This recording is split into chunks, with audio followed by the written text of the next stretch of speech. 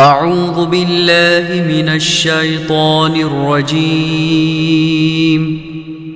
بسم الله الرحمن الرحيم.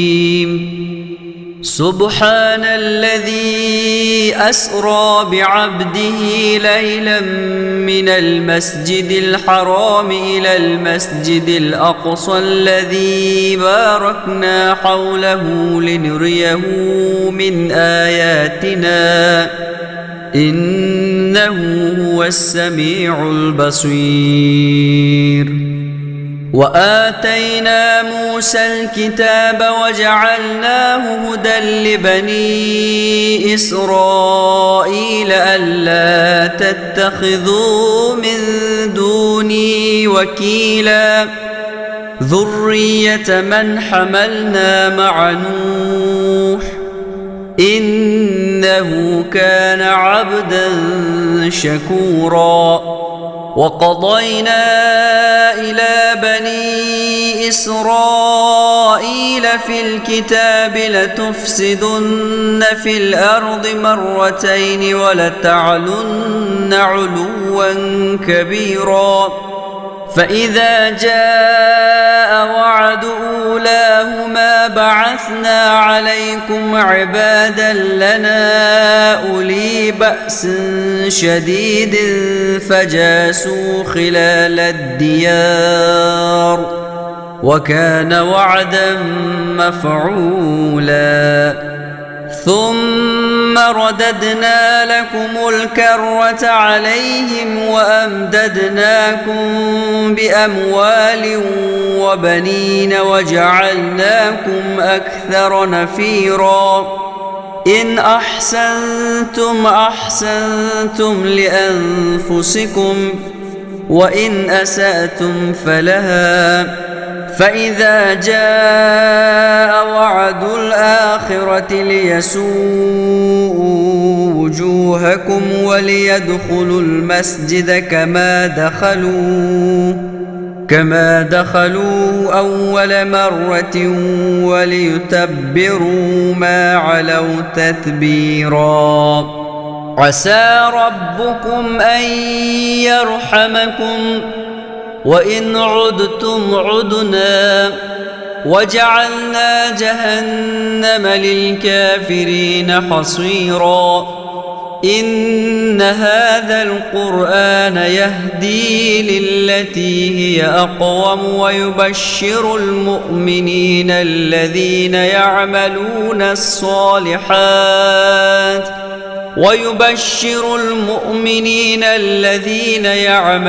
الصالحات أن لهم أجرا كبيرا. وأن الذين لا يؤمنون بالآخرة أعتدنا لهم عذابا أليما. ويدعو الإنسان بالشر دعاءه بالخير وكان الإنسان عجولا. وجعلنا الليل والنهار آيتين فمحونا آية الليل وجعلنا آية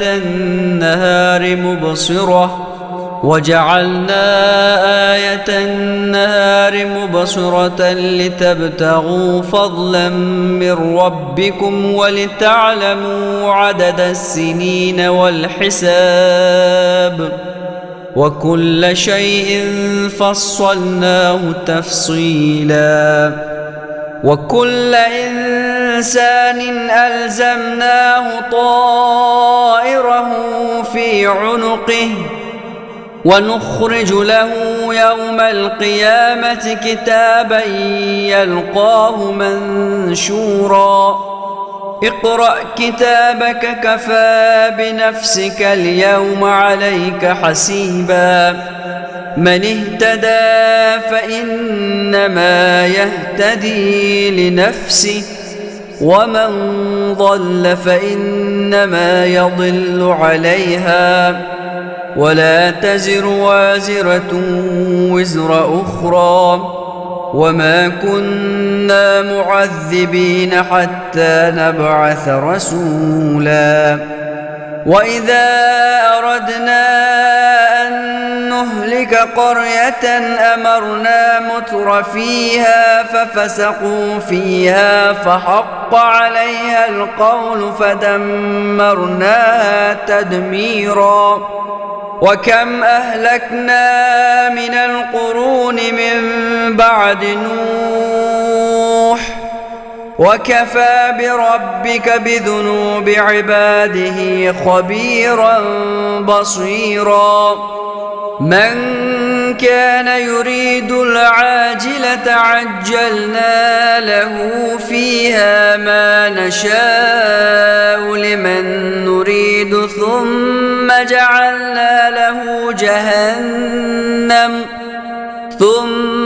جعلنا له جهنم يصلاها مذموما مدحورا ومن أراد الآخرة وسعى لها سعيها وهو مؤمن فأولئك كان سعيهم مشكورا كلا نمد هؤلاء وهؤلاء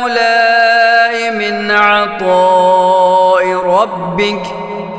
وما كان عطاء ربك محظورا انظر كيف فضلنا بعضهم على بعض وللآخرة أكبر درجات وأكبر تفضيلا لا تجعل مع الله إلها آخر فتقعد مذموما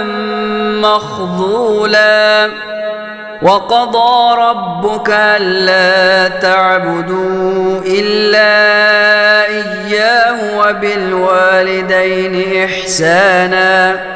إما يبلغن عندك الكبر أحدهما أو كلاهما فلا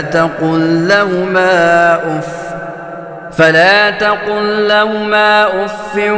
ولا تنهرهما وقل لهما قولا كريما واخفض لهما جناح الذل من الرحمة وقل رب ارحمهما كما ربياني صغيرا ربكم أعلم بما في نفوسكم إن تكونوا صالحين فإنه كان للأوابين غفورا وآت ذا القربى حقه والمسكين وابن السبيل ولا تبذر تبذيرا إن المبذرين كانوا إخوان الشياطين وكان الشيطان لربه كفورا وإما تعرضن عنهم ابتغاء رحمة من ربك ترجوها فقل لهم قولا ميسورا ولا تجعل يدك مغلولة إلى عنقك ولا تبسطها كل البسط فتقعد ملوما محسورا إن ربك يبسط الرزق لمن يشاء ويقدر إنه كان بعباده خبيرا بصيرا ولا تقتلوا أولادكم خشية إملاق نحن نرزقهم وإياكم إن قتلهم كان خطأ كبيرا ولا تقربوا الزنا إنه إنه كان فاحشة وساء سبيلا ولا تقتلوا النفس التي حرم الله إلا بالحق ومن قتل مظلوما فقد جعلنا لوليه سلطانا فلا يسرف في القتل إنه كان منصورا ولا تقربوا مال اليتيم إلا بالتي هي أحسن حتى يبلغ أشده وأوفوا بالعهد إن العهد كان مسؤولا وأوفوا الكيل إذا كلتم وزنوا بالقسطاس المستقيم ذلك خير وأحسن تأويلا ولا تقف ما ليس لك به علم إن السمع والبصر والفؤاد كل أولئك كان عنه مسؤولا ولا تمش في الأرض مرحا إنك لن تخرق الأرض ولن تبلغ الجبال طولا كل ذلك كان سيئه عند ربك مكروها ذلك مما أوحى إليك ربك من الحكمة ولا تجعل مع الله إلها آخر فتلقى في جهنم ملوما مدحورا أفأصفاكم ربكم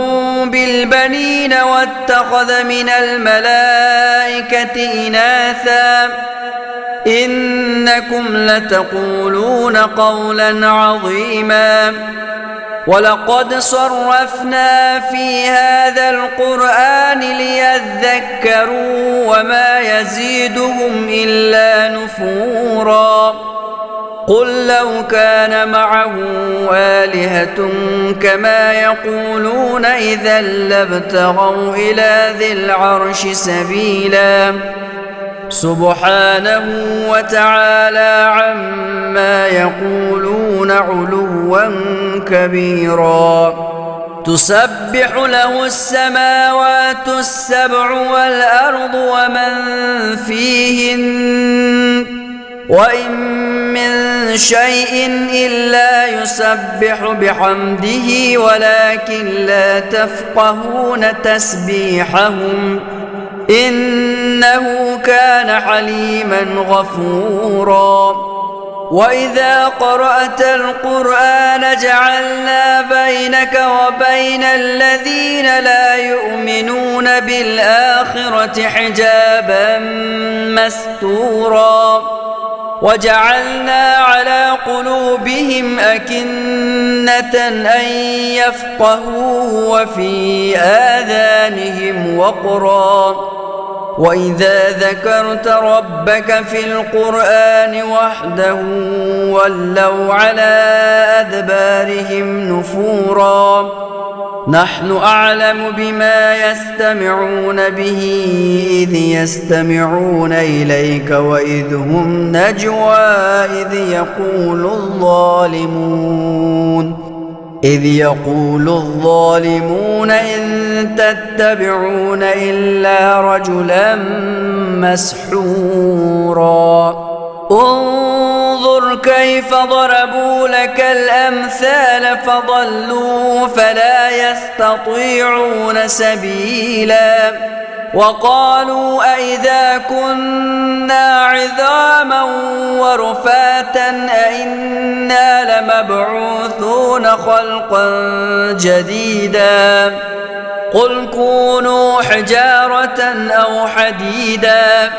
أو خلقا مما يكبر في صدوركم فسيقولون من يعيدنا قل الذي فطركم أول مرة فسينغضون إليك رؤوسهم ويقولون متاه قل عسى أن يكون قريبا يوم يدعوكم فتستجيبون بحمده وتظنون إن لبثتم إلا قليلا وقل لعبادي يقولوا التي هي أحسن إن الشيطان ينزغ بينهم إن الشيطان كان للإنسان عدوا مبينا ربكم أعلم بكم إن يشأ يرحمكم أو إن يشأ يعذبكم وما أرسلناك عليهم وكيلا وربك أعلم بمن في السماوات والأرض ولقد فضلنا بعض النبيين على بعض وآتينا داود زبورا قل ادعوا الذين زعمتم من دونه فلا يملكون كشف الضر عنكم ولا تحويلا أولئك الذين يدعون يبتغون إلى ربهم الوسيلة أيهم أقرب ويرجون رحمته ويخافون عذابه إن عذاب ربك كان محذورا وإن من قرية إلا نحن مهلكوها قبل يوم القيامة أو معذبوها عذابا شديدا كان ذلك في الكتاب مسطورا وما منعنا أن نرسل بالآيات إلا أن كذب بها الأولون وآتينا ثمود الناقة مبصرة فظلموا بها وما نرسل بالآيات إلا تخويفا وإذ قلنا لك إن ربك أحاط بالناس وما جعلنا الرؤيا التي أريناك إلا فتنة للناس والشجرة الملعونة في القرآن ونخوفهم فما يزيدهم إلا طغيانا كبيرا وإذ قلنا للملائكة اسجدوا لآدم فسجدوا إلا إبليس قال أسجد لمن خلقت طينا قال أرأيتك هذا الذي كرمت علي لئن أخرتني إلى يوم القيامة لأحتنكن ذريته إلا قليلا قال اذهب فمن تبعك منهم فإن جهنم جزاؤكم جزاء موفورا واستفزز من استطعت منهم بصوتك وأجلب عليهم بخيلك ورجلك وشاركهم في الأموال والأولاد وعدهم وما يعدهم الشيطان إلا غرورا إن عبادي ليس لك عليهم سلطان وكفى بربك وكيلا ربكم الذي يزجي لكم الفلك في البحر لتبتغوا من فضله إنه كان بكم رحيما وإذا مسكم الضر في البحر ضل من تدعون إلا إياه فلما نجاكم إلى البر أعرضتم وكان الإنسان كفورا أفأمنتم أن يخسف بكم جانب البر أو يرسل عليكم حاسبا ثم لا تجدوا لكم وكيلا أم أمنتم أن يعيدكم فيه تارة أخرى فيرسل عليكم قاصفا من الريح فيغرقكم بما كفرتم ثم لا تجدوا لكم علينا به تبيعا ولقد كرمنا بني آدم وحملناهم في البر والبحر ورزقناهم من الطيبات وفضلناهم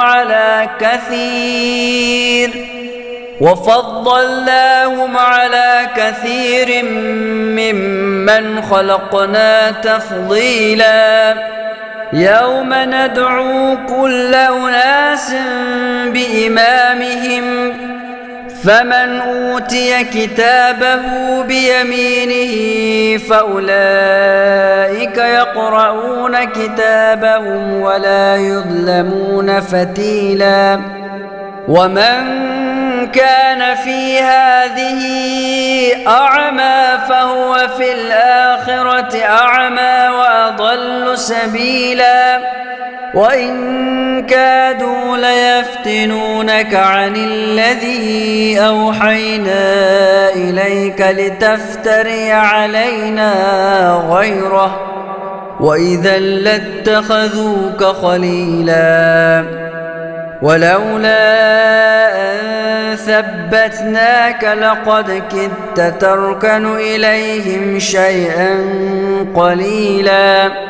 إذا لأذقناك ضعف الحياة وضعف الممات ثم لا تجد لك علينا نصيرا وإن كادوا ليستفزونك من الأرض ليخرجوك منها وإذا لا يلبثون خلافك إلا قليلا سنة من قد أرسلنا قبلك من رسلنا ولا تجد لسنتنا تحويلا أقم الصلاة لدلوك الشمس إلى غسق الليل وقرآن الفجر إن قرآن الفجر كان مشهودا ومن الليل فتهجد به نافلة لك عسى أن يبعثك ربك مقاما محمودا وقل رب أدخلني مدخل صدق وأخرجني مخرج صدق واجعل لي من لدنك سلطانا نصيرا وقل جاء الحق وزهق الباطل إن الباطل كان زهوقا وننزل من القرآن ما هو شفاء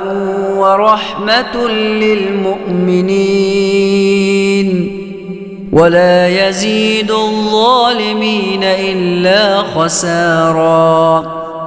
وإذا أنعمنا على الإنسان أعرض ونأى بجانبه وإذا مسه الشر كان يئوسا قل كل يعمل على شاكلته فربكم أعلم بمن هو أهدى سبيلا ويسألونك عن الروح قل الروح من أمر ربي وما أوتيتم من العلم إلا قليلا ولئن شئنا لنذهبن بالذي أوحينا إليك ثم لا تجد لك به علينا وكيلا إلا رحمة من ربك إن فضله كان عليك كبيرا قل لئن اجتمعت الإنس والجن على أن يأتوا بمثل هذا القرآن لا يأتون بمثله ولو كان بعضهم لبعض ظهيرا ولقد صرفنا للناس في هذا القرآن من كل مثل فأبى أكثر الناس إلا كفورا وقالوا لن نؤمن لك حتى تفجر لنا من الأرض ينبوعا أو تكون لك جنة من نخيل وعنب فتفجر الأنهار خلالها تفجيرا أو تسقط السماء كما زعمت علينا كسفا أو تأتي بالله والملائكة قبيلا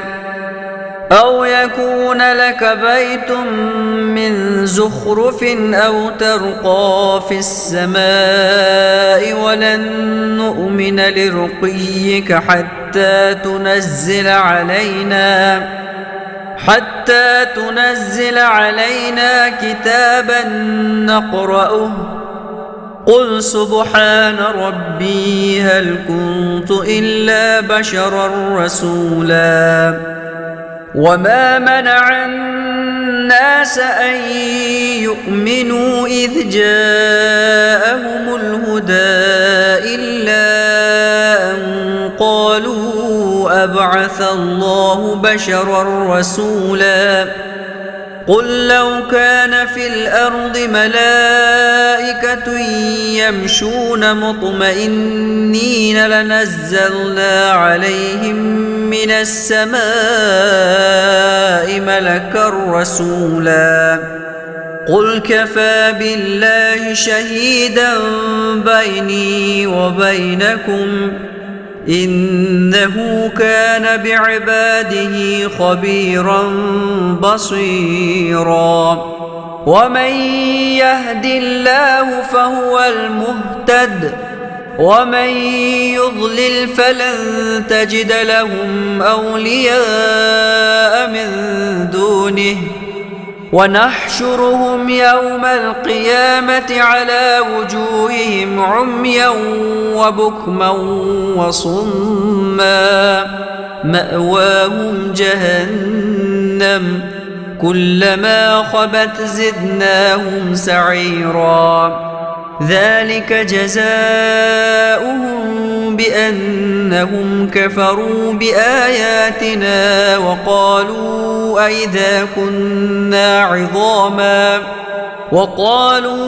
أئذا كنا عظاما ورفاتا أئنا لمبعوثون خلقا جديدا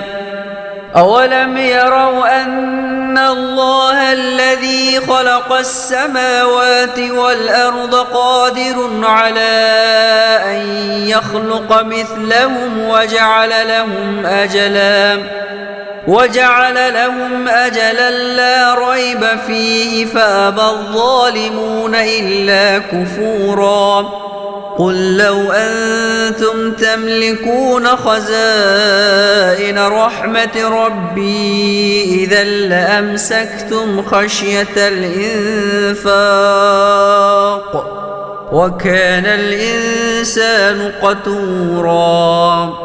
ولقد آتينا موسى 9 آيات بينات فاسأل بني إسرائيل إذ جاءهم فقال له فرعون إني لأظنك يا موسى مسحورا قال لقد علمت ما أنزل هؤلاء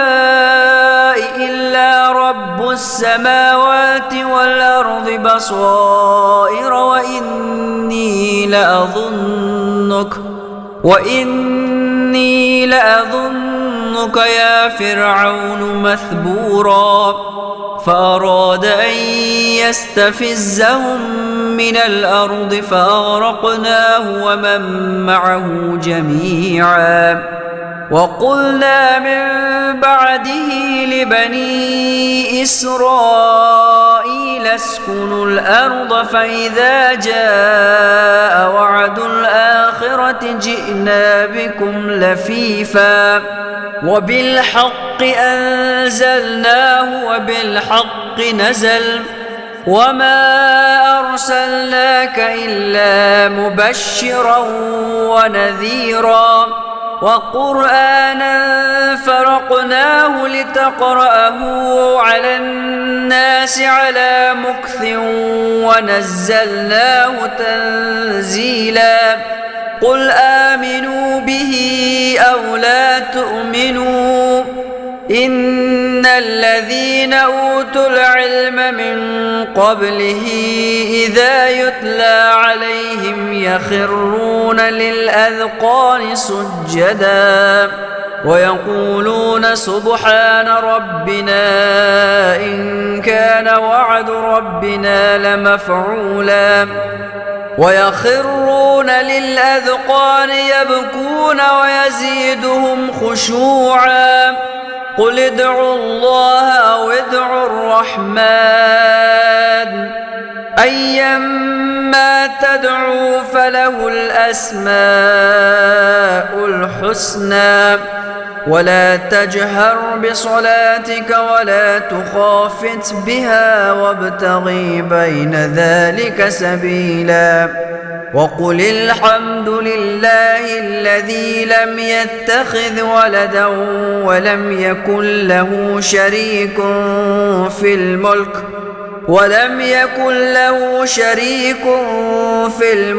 ولم يكن له ولي من الذل وكبره تكبيرا بسم الله الرحمن الرحيم الحمد لله الذي أنزل على عبده الكتاب ولم يجعل له عوجا قيما لينذر بأسا شديدا من لدنه ويبشر المؤمنين الذين يعملون الصالحات أن لهم أجرا حسنا ماكثين فيه أبدا وينذر الذين قالوا اتخذ الله ولدا ما لهم به من علم ولا لآبائهم كبرت كلمة تخرج من أفواههم إن يقولون إلا كذبا فلعلك باخع نفسك على آثارهم إن لم يؤمنوا بهذا الحديث أسفا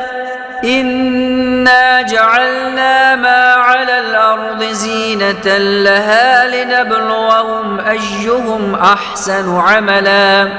وإنا لجاعلون ما عليها صعيدا جرزا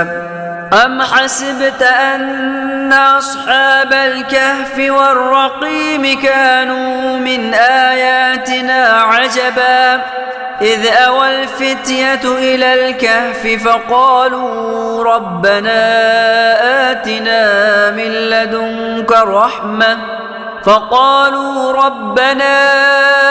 آتنا من لدنك رحمة وهيئ لنا من أمرنا رشدا فضربنا على آذانهم في الكهف سنين عددا ثم بعثناهم لنعلم أي الحزبين أحصى لما لبثوا أمدا نحن نقص عليك نبأهم بالحق إنهم فتية آمنوا بربهم وزدناهم هدى وربتنا على قلوبهم إذ قاموا فقالوا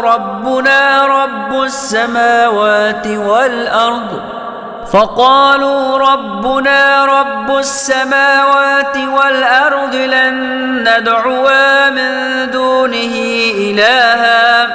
لقد قلنا إذا شططا هؤلاء قومنا اتخذوا من دونه آلهة لولا يأتون عليهم بسلطان بين فمن أظلم ممن افترى على الله كذبا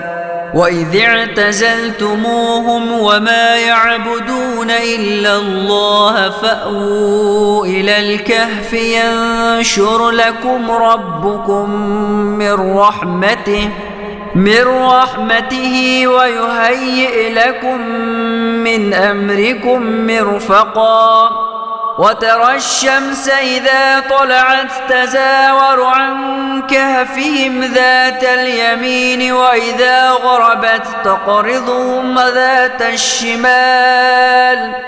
وإذا غربت تقرضهم ذات الشمال وهم في فجوة منه ذلك من آيات الله من يهد الله فهو المهتد ومن يضلل فلن تجد له وليا مرشدا وتحسبهم أيقاظا وهم رقود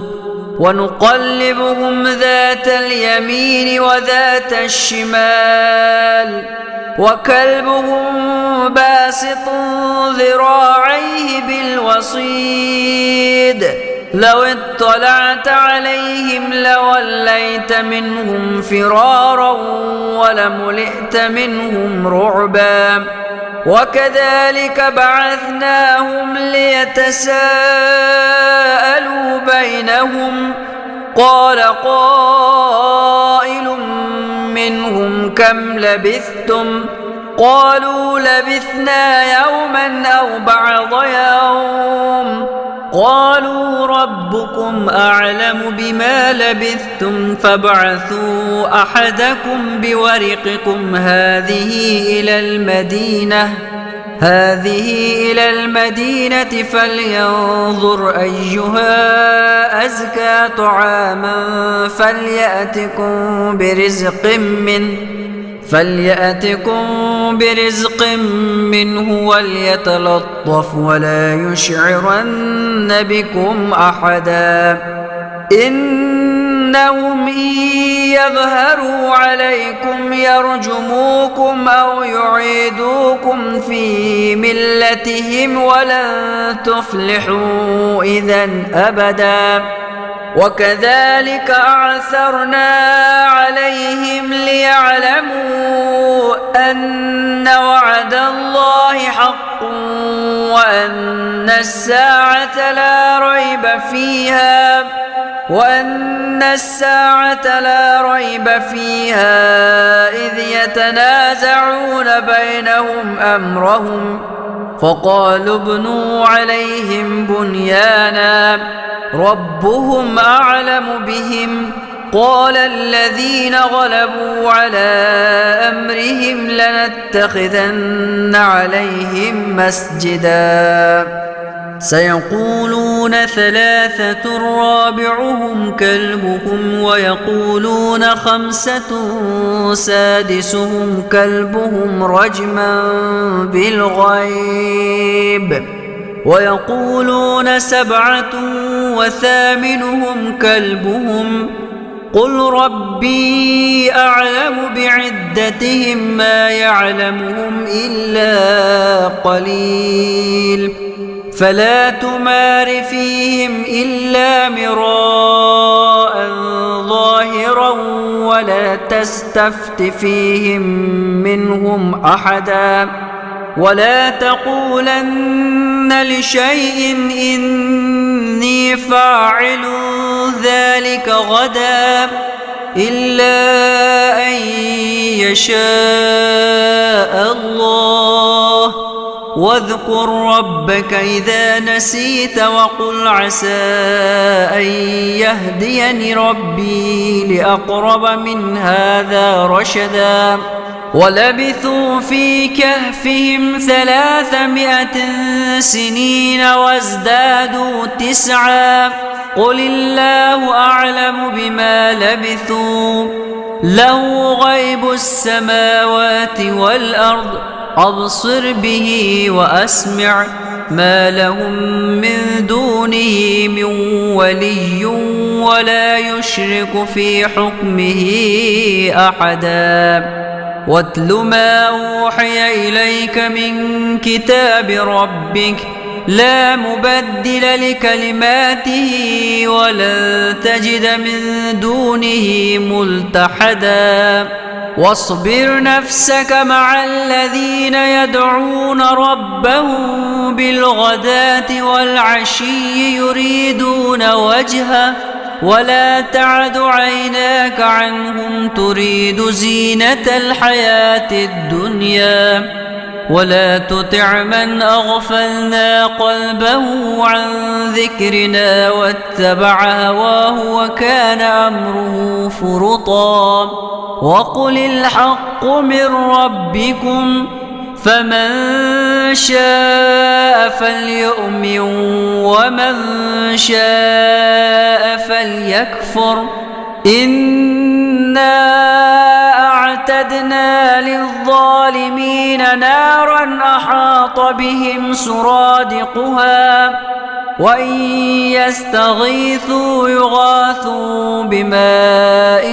كالمهل يشوي الوجوه بئس الشراب وساءت مرتفقا إن الذين آمنوا وعملوا الصالحات إنا لا نضيع أجر من أحسن عملا أولئك لهم جنات عدن تجري من تحتهم الأنهار يحلون فيها من أساور من ذهب ويلبسون ثيابا خضرا من سندس واستبرق متكئين فيها على الأرائك نعم الثواب وحسنت مرتفقا واضرب لهم مثل الرجلين جعلنا لأحدهما جنتين من أعناب وحففناهما بنخل وجعلنا بينهما زرعا كلتا الجنتين آتت أكلها ولم تظلم منه شيئا وفجرنا خلالهما نهرا وكان له ثمر فقال لصاحبه وهو يحاوره أنا أكثر منك مالا وأعز نفرا ودخل جنته وهو ظالم لنفسه قال ما أظن أن تبيد هذه أبدا وما أظن الساعة قائمة ولئن رددت إلى ربي لأجدن خيرا منها منقلبا قال له صاحبه وهو يحاوره أكفرت بالذي خلقك من تراب ثم من نطفة ثم من نطفة ثم سواك رجلا لكن هو الله ربي ولا أشرك بربي أحدا ولولا إذ دخلت جنتك قلت ما شاء الله لا قوة إلا بالله إن ترني أنا أقل منك مالا وولدا فعسى ربي أن يؤتيني خيرا من جنتك ويرسل عليها حسبانا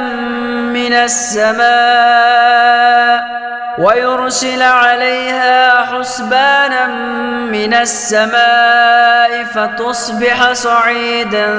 زلقا أو يصبح ماؤها غورا فلن تستطيع له طلبا وأحيط بثمره فأصبح يقلب كفيه على ما أنفق فيها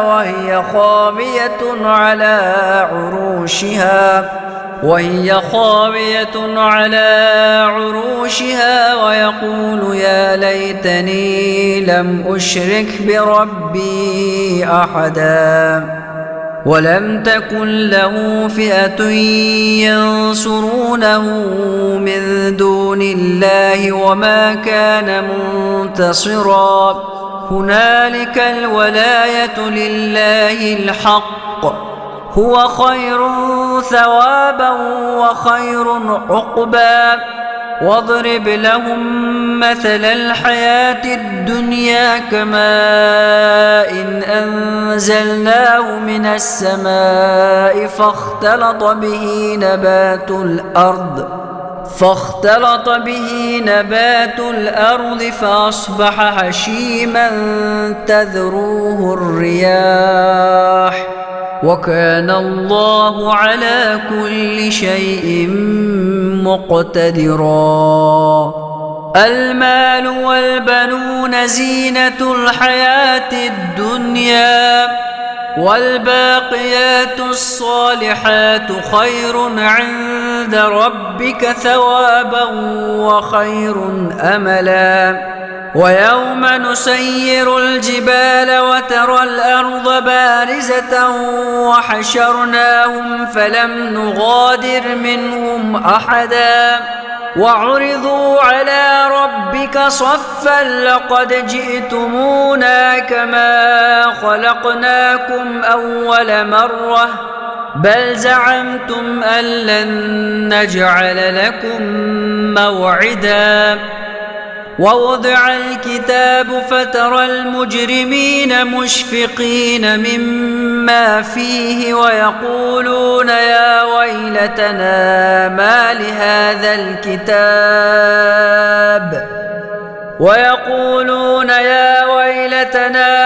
لهذا الكتاب لا يغادر صغيرة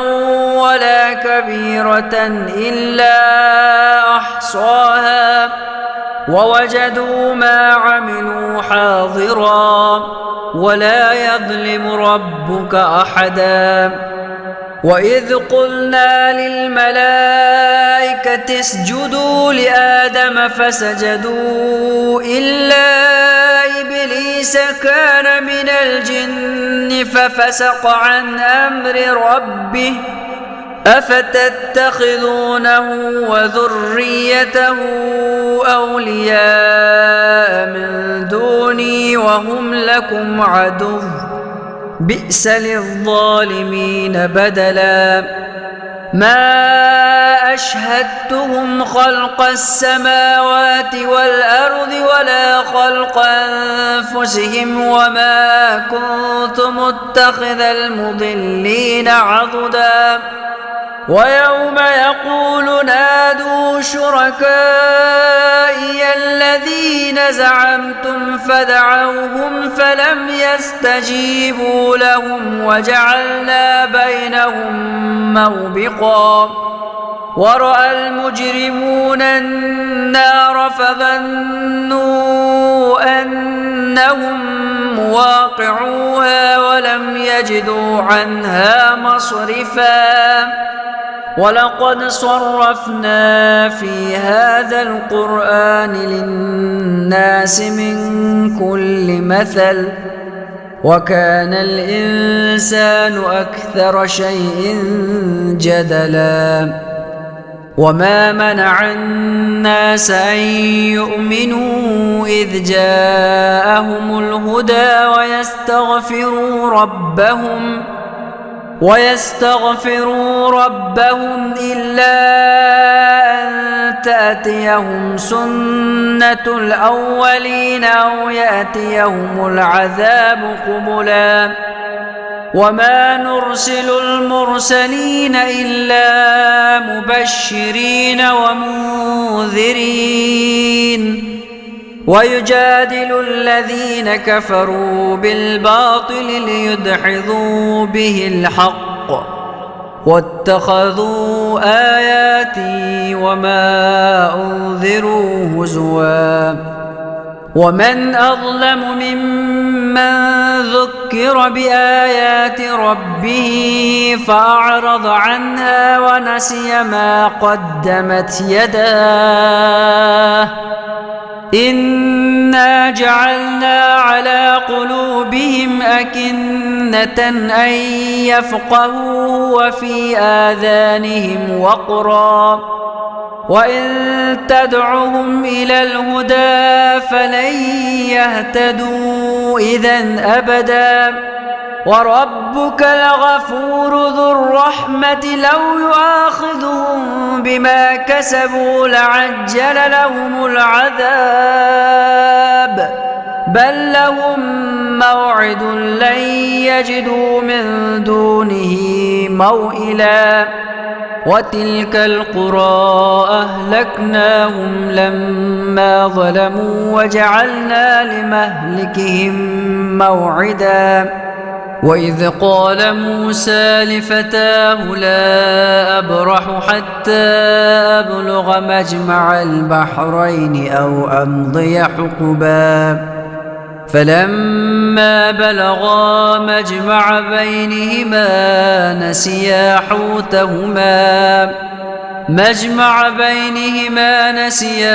حوتهما فاتخذ سبيله في البحر سربا فلما جاوزا قال لفتاه آتنا غداءنا لقد لقينا من سفرنا هذا نصبا قال أرأيت إذ أوينا إلى الصخرة فإني نسيت الحوت وما أنسانيه إلا الشيطان أن أذكره واتخذ سبيله في البحر عجبا قال ذلك ما كنا نبغ فارتدا على آثارهما قصصا فوجدا عبدا من عبادنا آتيناه رحمة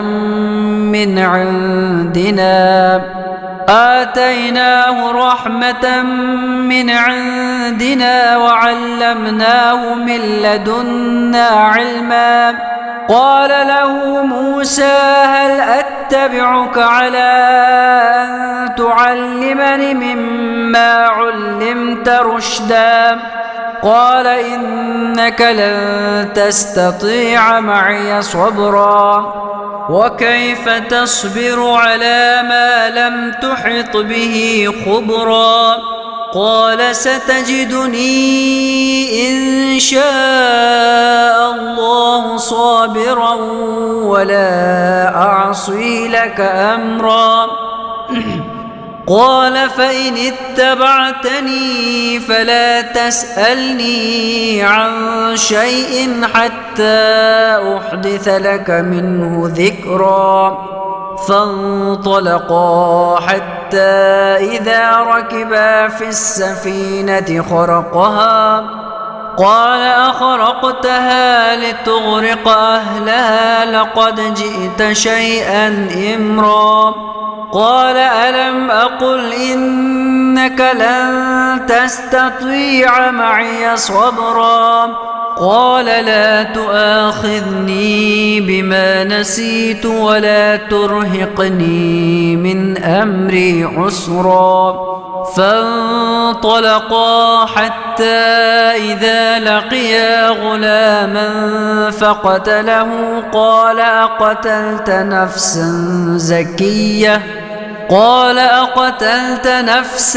زكية بغير نفس لقد جئت شيئا نكرا